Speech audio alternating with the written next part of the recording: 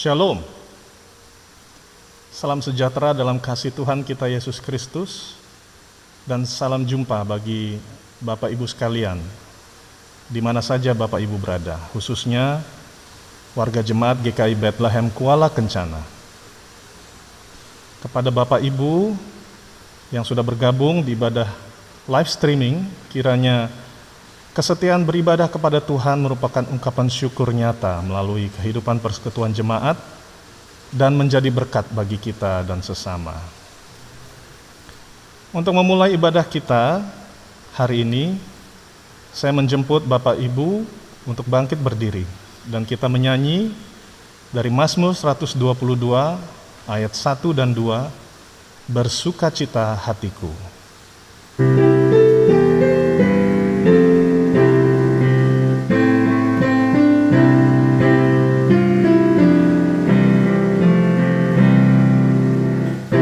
Bersukacita hatiku tatkala aku mendengar seruan orang bergema, hai marilah ke rumahmu, Yerusalem begitulah kami dimasuk menyembah ke dalam pintu gerbangmu, Yerusalem negeri besar yang kokoh dan teguh benar, kesana naiklah umat Tuhan.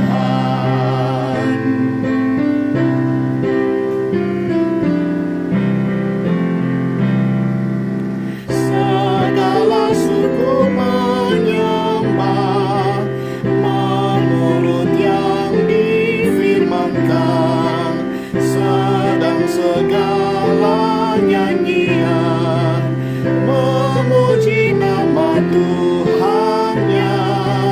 Di sanalah mahkamahnya dan tahta Daud yang bakar.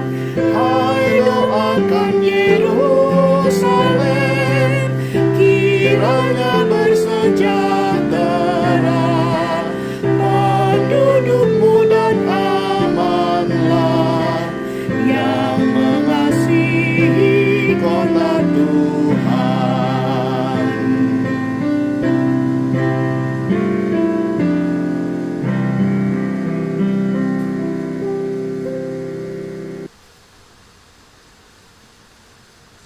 Ibadah persekutuan kaum bapak dan persekutuan wanita yang kita laksanakan hari ini kiranya terjadi di dalam nama Bapa, Anak, dan Roh Kudus. Amin. Kasih karunia dan damai sejahtera dari Allah Bapa kita dan dari Tuhan Yesus menyertai Bapak, Ibu, dan kita semua. Amin. Jemaat dipersilakan duduk. Kita menyanyi dari nyanyian rohani 14 ayat 3, Terang dan warna beribuan.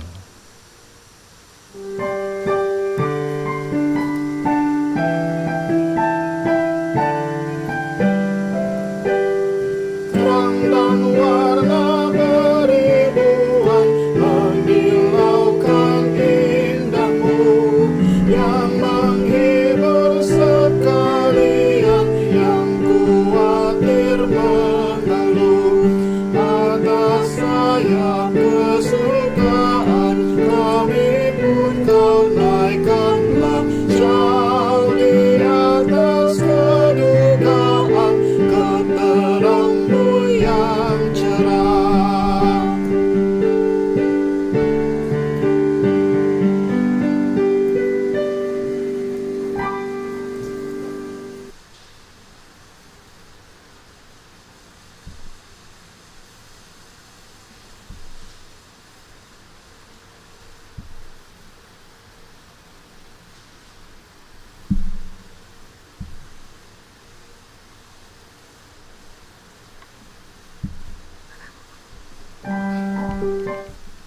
Kita akan bermazmur dari Mazmur 27 ayat 1 sampai 14. Aman dalam perlindungan Allah.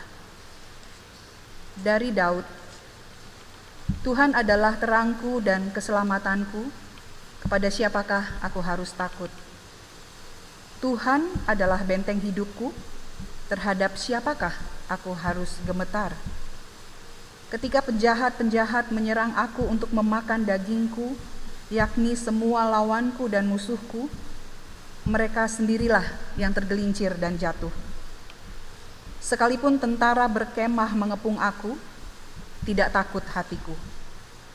Sekalipun timbul peperangan melawan aku, dalam hal itu pun aku tetap percaya. Satu hal telah kuminta kepada Tuhan, itulah yang kuingini, diam di rumah Tuhan seumur hidupku, menyaksikan kemurahan Tuhan dan menikmati bait-Nya. Sebab Ia melindungi aku dalam pondok-Nya pada waktu bahaya. Ia menyembunyikan aku dalam persembunyian di kemah-Nya. Ia mengangkat aku ke atas gunung batu. Maka sekarang tegaklah kepalaku, mengatasi musuhku sekeliling aku. Dalam kemah-Nya, aku mau mempersembahkan korban dengan sorak-sorai. Aku mau menyanyi dan bermazmur bagi Tuhan. Dengarlah Tuhan seruan yang kusampaikan. Kasihanilah aku dan jawablah aku. Hatiku mengikuti firman-Mu, carilah wajah-Ku. Maka wajah-Mu ku cari ya Tuhan. Janganlah menyembunyikan wajah-Mu kepadaku. Janganlah menolak hamba-Mu ini dengan murka. Engkaulah pertolonganku. Janganlah membuang aku dan janganlah meninggalkan aku, ya Allah penyelamatku. Sekalipun ayahku dan ibuku meninggalkan aku, namun Tuhan menyambut aku. Tunjukkanlah jalan-Mu kepadaku ya Tuhan, dan tuntunlah aku di jalan yang rata oleh sebab seteruku. Janganlah menyerahkan aku kepada nafsu lawanku, sebab telah bangkit menyerang aku saksi-saksi dusta dan orang-orang yang bernafaskan kelaliman.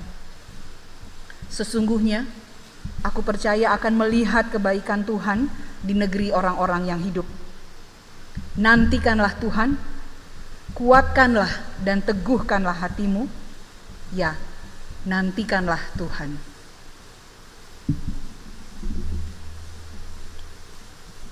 Persekutuan kaum bapak dan persekutuan wanita yang Yesus Kristus kasihi, sebelum kita membaca nats renungan kita dari Mazmur 49 ayat 1 sampai 21, mari kita satu dalam doa.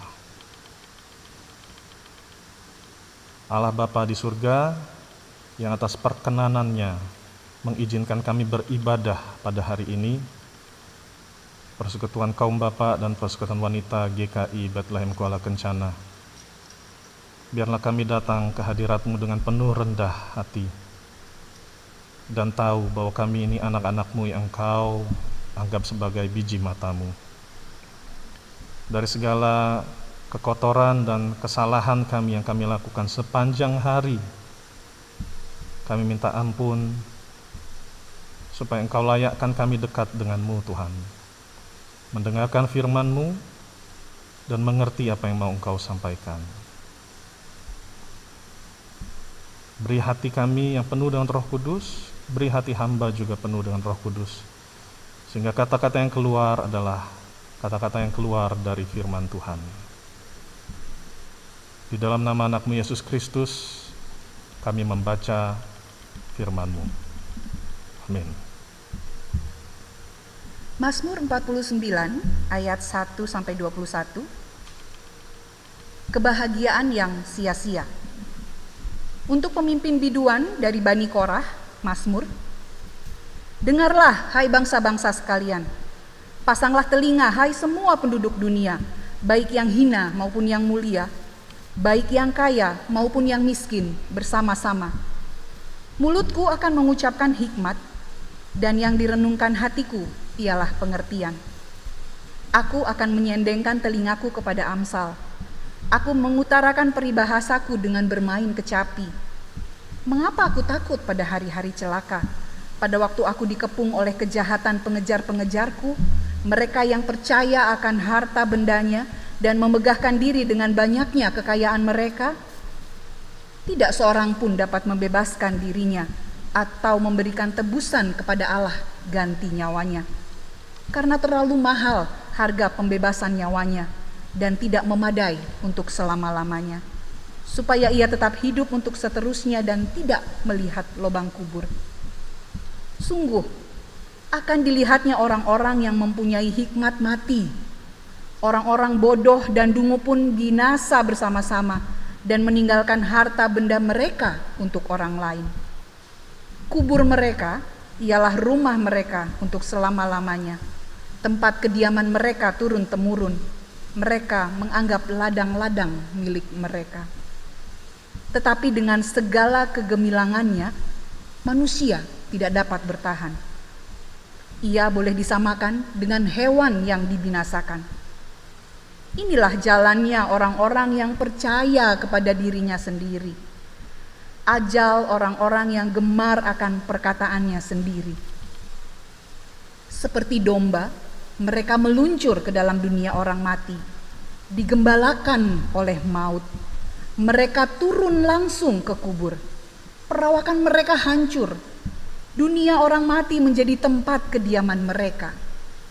Tetapi Allah akan membebaskan nyawaku dari cengkeraman dunia orang mati, sebab Ia akan menarik aku.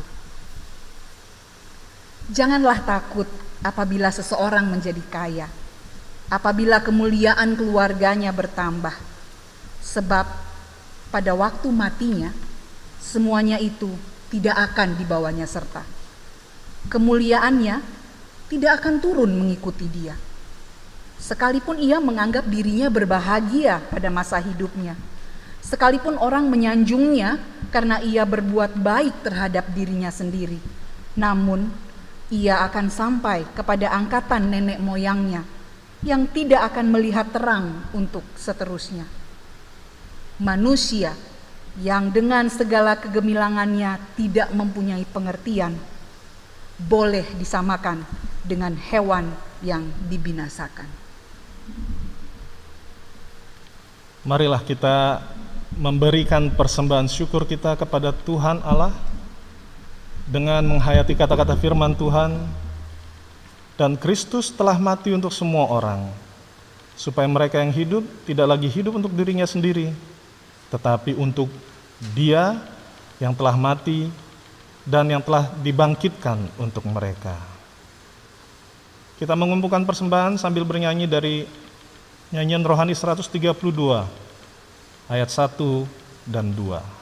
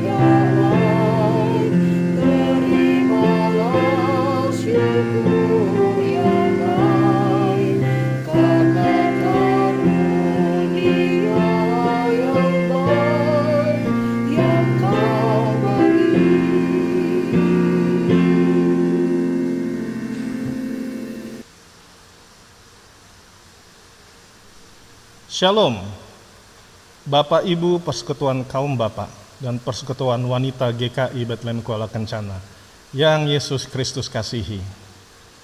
Renungan kita hari ini diambil dari Mazmur 49 ayat 1 sampai 21 yang dalam Alkitab Terjemahan Baru dari Lembaga Alkitab Indonesia diberi judul Kebahagiaan yang Sia-sia. Di awal pasal ini tertulis bahwa Mazmur ini berasal dari Bani Korah, ditulis oleh seseorang keturunan Bani dari Korah. Tidak disebutkan siapa namanya. Tapi kita tahu siapa itu Korah. Tertulis di Keluaran 6 ayat 20, disebut sebagai keturunan Lewi. Di Keluaran 6 ayat 13-20 tertulis di sana bahwa Lewi memperanakkan salah satunya Kehat. Kehat memperanakkan Yizhar, dan Yizhar memperanakkan Korah. Jadi Korah ini adalah cicit dari Lewi. Korah juga sepupu langsung dari Musa, karena ayah Korah, Yizhar, adalah saudara kandung Amram, ayah Musa.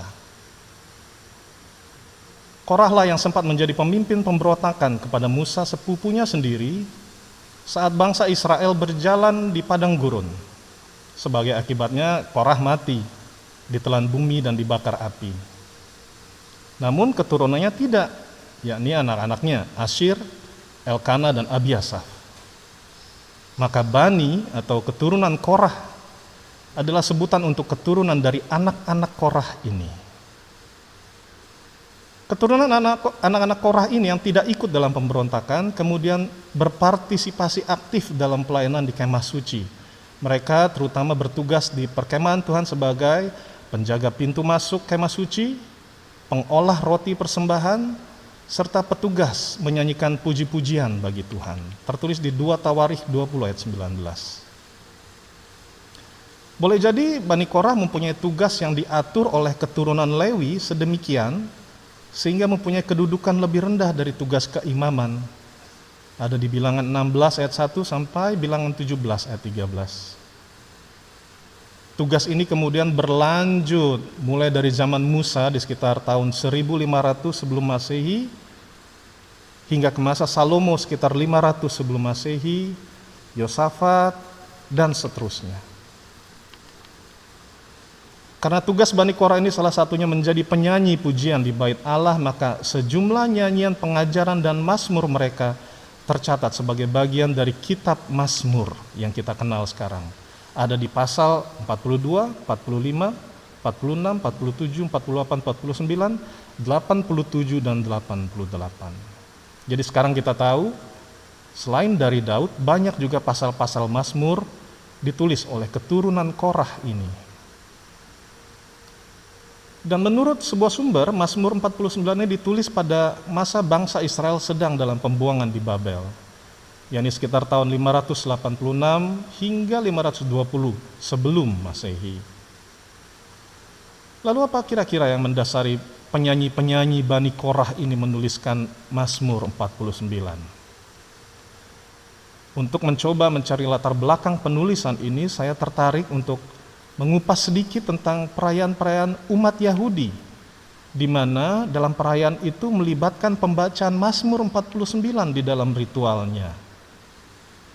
Kita semua tentu tahu bahwa ajaran Kristen memiliki awal sejarah dari ajaran Yahudi, sehingga mempelajari sedikit tentang ajaran Yahudi bisa juga menjelaskan kepada kita relasi dari ayat-ayat Alkitab, khususnya Perjanjian Lama, dengan kehidupan kita di masa kini. Mari kita simak perayaan-perayaan itu. Perayaan itu pertama, perayaan Paschat Sekalim. Mazmur 49 dibacakan dalam ritual perayaan ini. Apa itu Paschat Sekalim?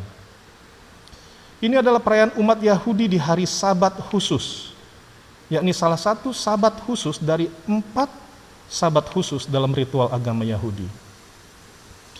Dalam perayaan itu, umat Yahudi mengenang kembali apa yang tertulis dalam Keluaran 30 ayat 11-16, yaitu suatu saat di mana bangsa Israel sedang di padang gurun di bawah pimpinan Musa melakukan sensus,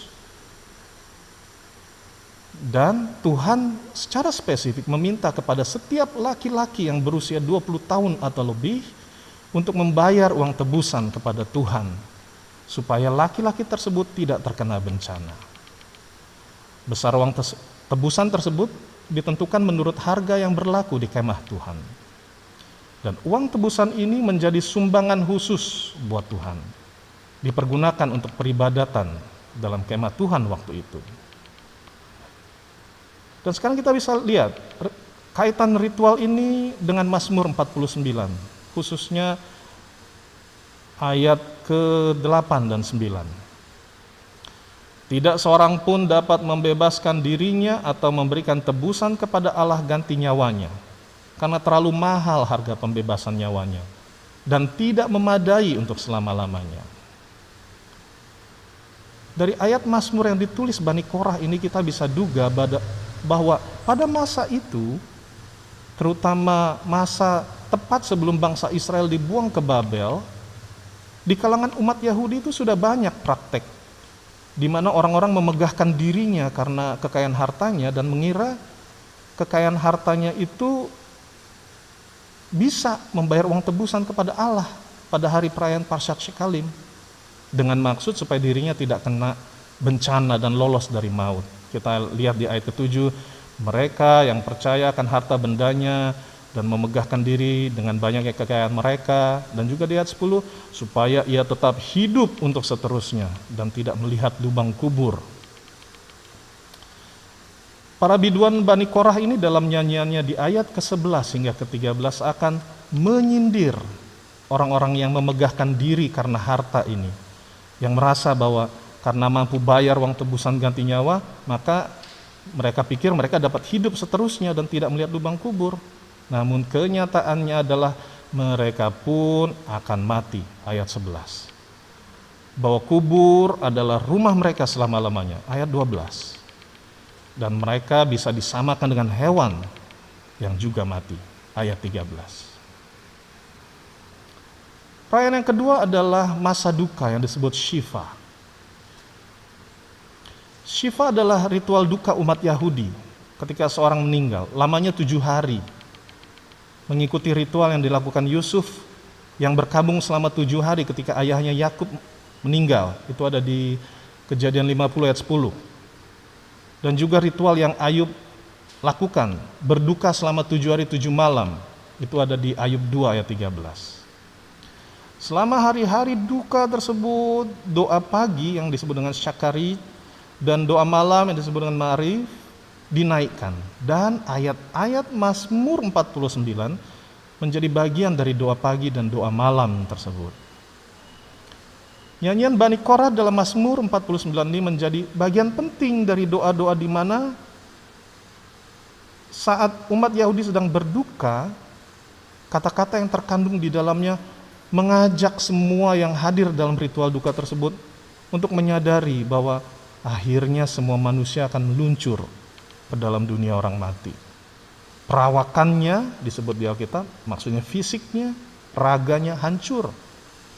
Dan dunia orang mati adalah tempat kediaman mereka, itu ada di ayat 15. Lalu kita lihat juga, ada di perayaan Rosh Hashanah. Hari Raya Rosh Hashanah adalah hari tahun baru umat Yahudi. Biasanya jatuh pada bulan September atau Oktober kalender Masehi ya. Yang merupakan peringatan akan lahirnya dunia atau peristiwa penciptaan di kitab Kejadian. Diperkirakan hari raya ini mulai dirayakan saat Bait Allah kedua mulai dibangun, yakni pada saat bangsa Israel mulai kembali dari pembuangan di Babel. Ritual perayaannya mencakup 10 hari. Dan 10 hari ini disebut 10 hari pertobatan. Dengan dipilihnya Mazmur 49 menjadi bagian nyanyian dalam ritual 10 hari pertobatan itu, memberi kejelasan kepada kita bahwa Mazmur 49 ini berisi lirik-lirik yang memerintahkan seorang untuk bertobat daripada mengandalkan kekayaan dan kemuliaannya. Ada di ayat 17.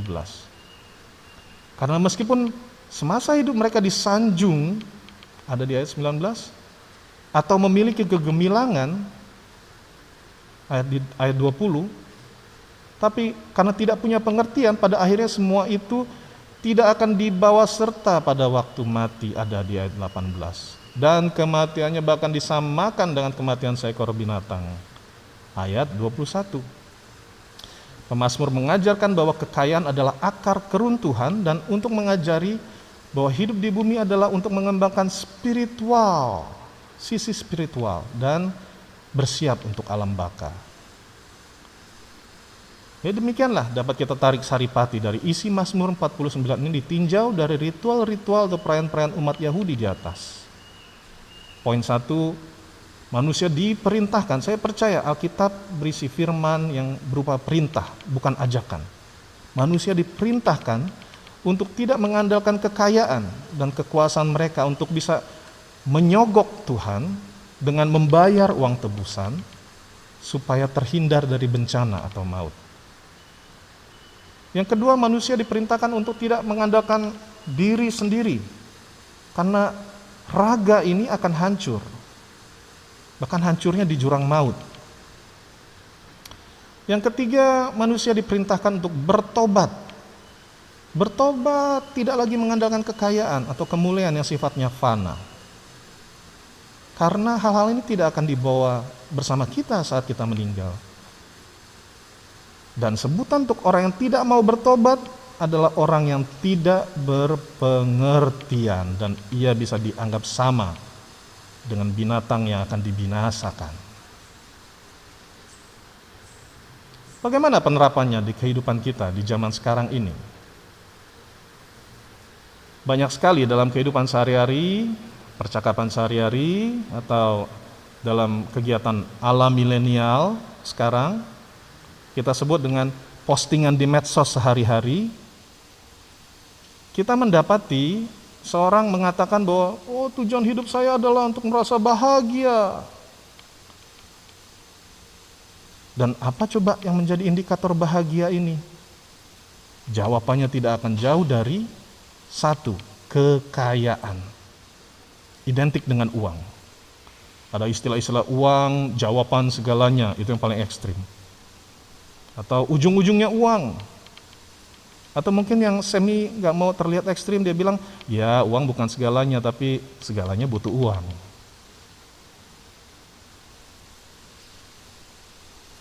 Kedua, bahagia itu identik dengan kekuasaan, identik dengan jabatan dan pangkat.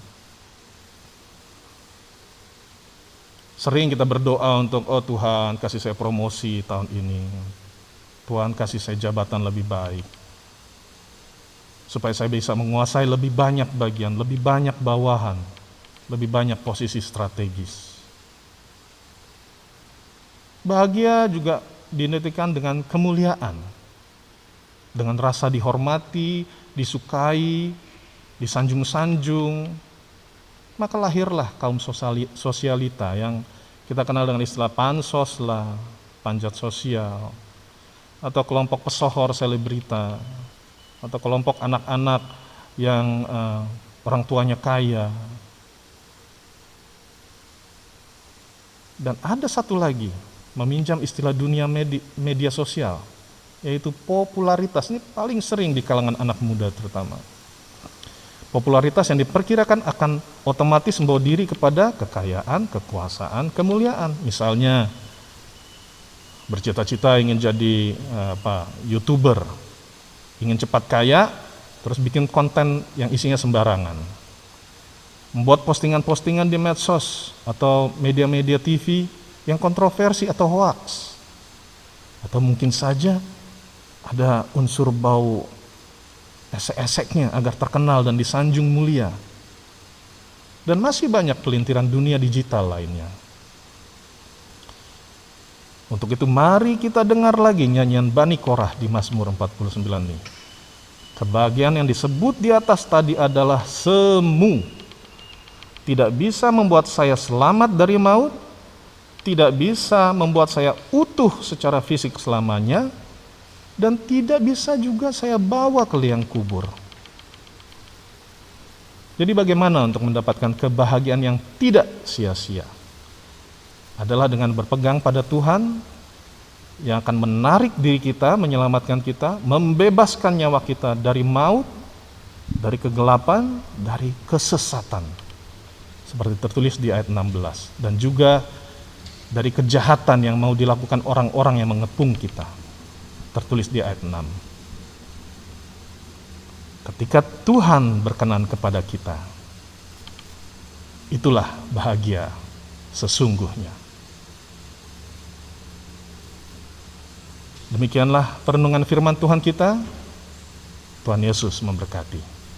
Amin. Mengaminkan perenungan firman Tuhan hari ini, mari kita menyanyi dari nyanyian rohani 77 ayat 1. Ku percaya Allah Bapa.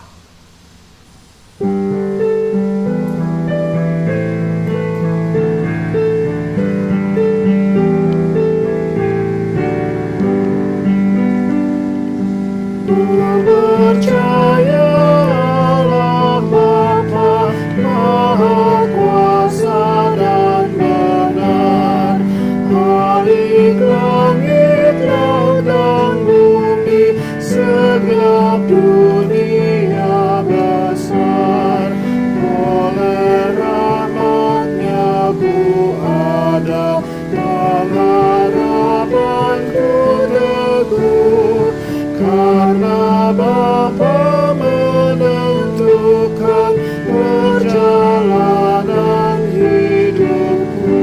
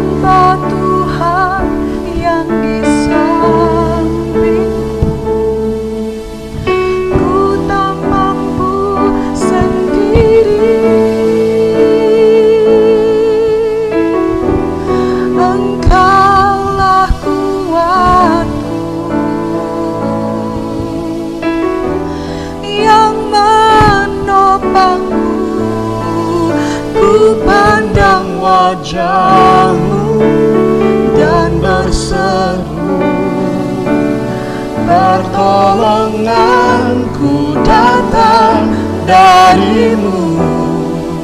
Peganglah tanganku, jangan lepaskan, Kaulah harapan dalam hidupku.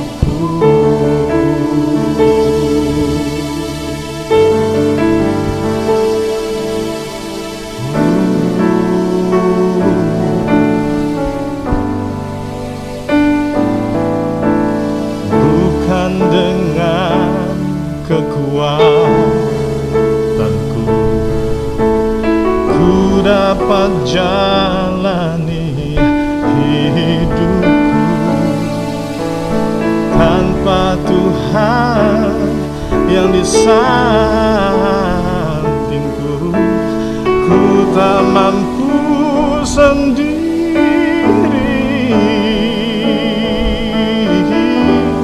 Engkaulah kuatku yang menopangku, ku pandang wajah-Mu dan berseru, pertolonganku datang dari-Mu. Peganglah tanganku, jangan lepaskan, Kaulah harapan dalam hidupku.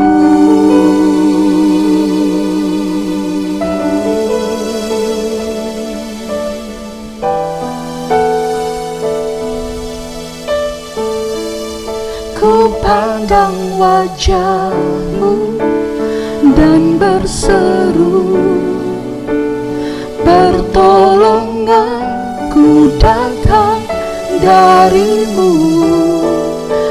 Peganglah tanganku, jangan lepaskan.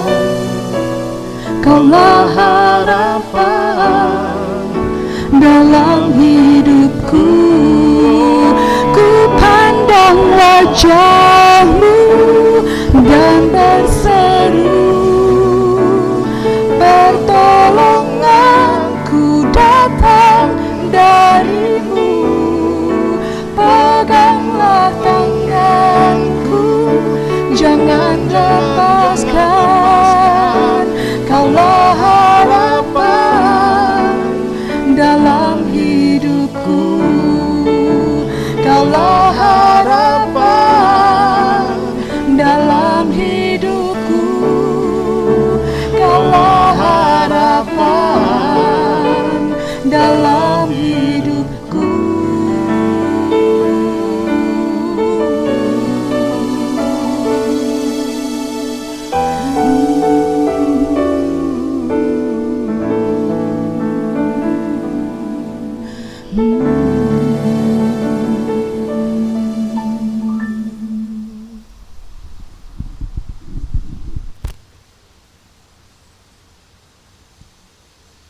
Bapak dan Ibu, mari kita satu dalam doa.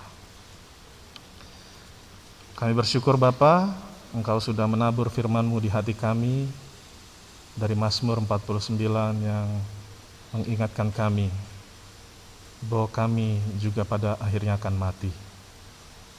Dan semua kekayaan, kuasa dan kemuliaan kami sia-sia di dunia ini. Tidak patut kami banggakan. Tidak bisa kami bawa ke dunia mati. Tidak bisa kami pakai untuk menyogok-Mu supaya umur kami panjang atau selamat dari bencana. Syukur kepada Tuhan, biarlah firman ini terus subur, tumbuh di dalam hati dan pikiran kami, jadi rema kami. Khususnya Persekutuan Kaum Bapak dan Persekutuan Wanita GKI Bethlehem Kuala Kencana, di mana kami diselimuti oleh kehidupan nyaman di Kuala Kencana. Banyak sisi-sisi hidup kami yang sudah Engkau berkati demikian melimpah. Biarlah kami tidak lupa diri, Tuhan. Biarlah kami tidak sombong dan congkak dengan segala apa yang Engkau beri. Dalam pada ini juga Tuhan, kami berdoa mengangkat syukur kami kepada Tuhan untuk penjagaan-Mu untuk kota Kuala Kencana, untuk gereja kami, untuk masyarakat di sekitar. Sehingga kami masih hidup dan bernafas dan menikmati berkat-Mu sampai hari ini. Kami berdoa mulai dari keluarga-keluarga kami yang ada dalam lingkup Kuala Kencana, yang ada di lingkup Timika maupun di luar Timika, bahkan di luar negeri sekalipun dalam studi-studi dan kerja mereka. Biar tangan Tuhan yang maha kuasa, yang tidak kurang panjang itu juga menyentuh dan merangkul mereka dimanapun mereka berada, sama seperti Engkau menjaga kami di sini.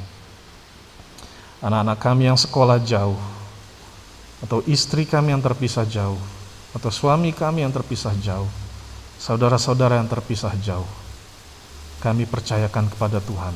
Tuhan jaga, Tuhan renggut mereka dari maut, Tuhan jaga mereka dari bencana. Untuk saudara-saudara kami jemaat yang sempat terkena dan dinyatakan terkonfirmasi positif COVID-19 dan sedang dalam masa-masa perawatan pemulihan, kami percaya Tuhan yang mengizinkan, Tuhan juga yang akan menyembuhkan mereka. Atau apapun penyakit mereka, Tuhan, hamba tidak bisa menyebut satu persatu jemaat-jemaat kami yang khusus membutuhkan doa. Tapi kami percaya dari hari ke hari Tuhan tidak akan terlambat dalam waktu-Mu sendiri untuk memberi kesembuhan, untuk memberi kepulihan mental kepada mereka, untuk memberi kepulihan jiwa kepada jiwa-jiwa yang sakit, untuk memberi kepulihan kepada rumah-rumah tangga yang sedang dalam ujung tanduk. Kami bersyukur kami punya Tuhan yang kuat, yang kami bisa andalkan untuk menjawab semua pergumulan kami. Kami juga mengangkat doa kami Bapa untuk perusahaan-perusahaan, terutama PT Freeport Indonesia, kontraktor dan privatisasi yang berdiri di tanah Timika ini, di mana kami kebanyakan bekerja di dalamnya. Juga kantor-kantor pemerintahan, kantor-kantor swasta di luar Timika sana, di mana mungkin ada sanak saudara kami juga bekerja dan menggantungkan hidupnya di sana.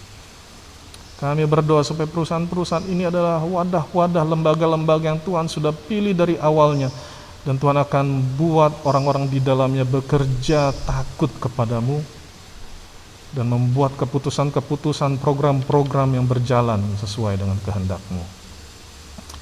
Agar kasih karunia-Mu bisa turun dari perusahaan-perusahaan ini, dari atasan-atasan, dari manajemen-manajemen ini, turun kepada kami semua yang menikmati buah-buah dan berkat-berkat. Terima kasih Tuhan, kami juga berdoa buat tanah Timika, Papua, dan juga Indonesia, dan juga dunia. Tangan kami tidak menjangkau mereka Tuhan, tapi kami tahu Engkau Maha Besar. Kami berdoa supaya keadaan-keadaan kritis, demo-demo, niat-niat jahat dipatahkan di dalam nama Yesus Kristus. Sehingga kabupaten ini berjalan baik, provinsi ini berjalan dengan jujur, negara ini berjalan maju. Terima kasih Bapa untuk doa syafaat yang bisa kami naikkan. Masih banyak lagi hal-hal yang mau kami naikkan Bapa.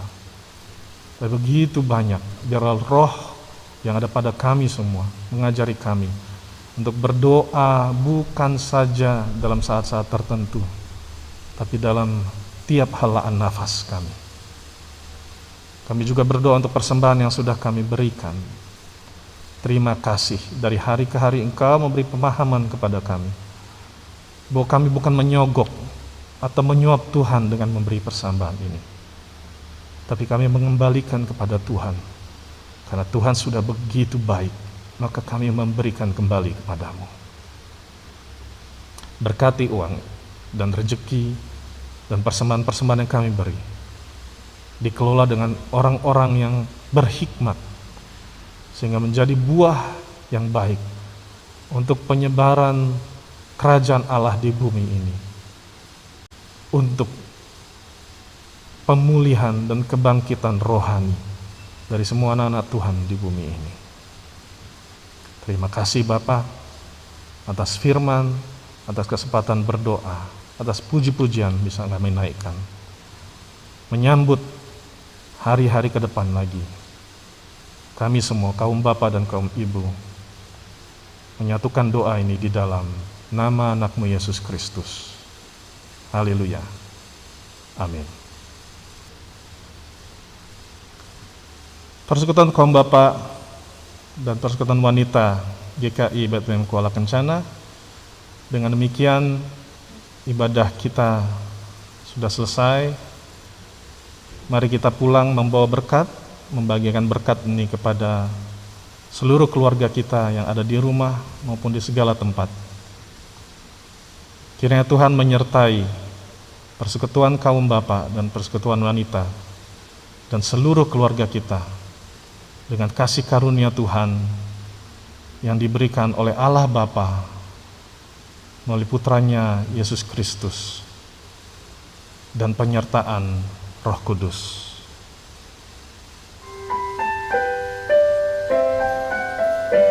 Mari kita menyanyikan lagu penutup dari nyanyian rohani 165 ayat 1 sampai 3. Ayat 1 dan 2 dalam keadaan duduk. Ayat ketiga setelah berkat.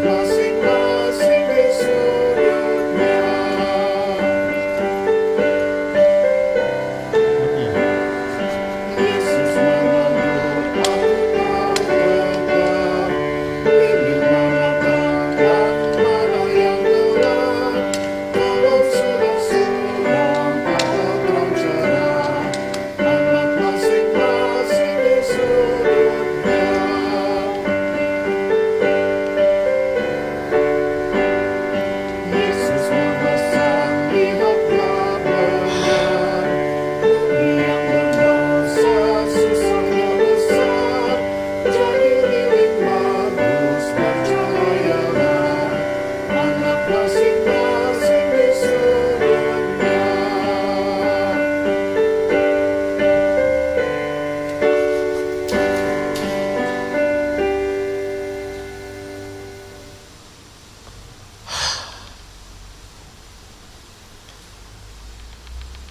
Terimalah berkat Tuhan. Tuhan memberkati Bapa dan Ibu dan melindungi Bapa dan Ibu. Tuhan menyinari Bapa dan Ibu dengan wajah-Nya dan memberi Bapa dan Ibu kasih karunia. Tuhan menghadapkan wajah-Nya kepada Bapa dan Ibu dan memberi Bapa dan Ibu damai sejahtera. Amin. Demikian ibadah persekutuan kaum bapa dan persekutuan wanita Kamis 8 Oktober 2020. Tuhan memberkati kita semua. Shalom.